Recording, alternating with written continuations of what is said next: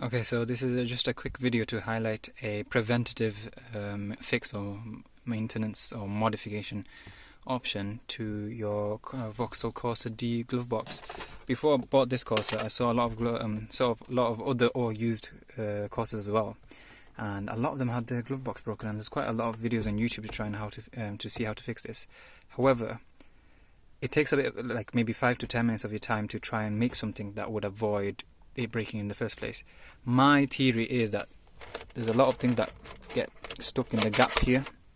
So like for example this wire, and then you crunch it, and then after a while obviously you break some stuff. After a while this whole thing becomes weak and the hinges break off. So my idea is just to get a plastic folder, I don't know what you call it, A4 leaflet folder thingy, and then cut out the shape. It's like that's the shape I made, is A4. And you just place it on top. You can stick it down at the back. I was thinking of sticking it down, but there's no need. It just sits nicely in there, and you can just chuck as many things as you want in there, like even a pen or 3 pens, they won't fall into the gap.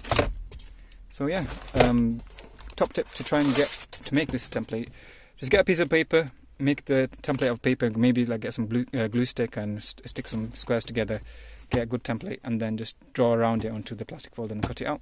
So I don't know, that costs probably, like, the folder probably costs £1 off Tesco, maybe get it from a cheaper place.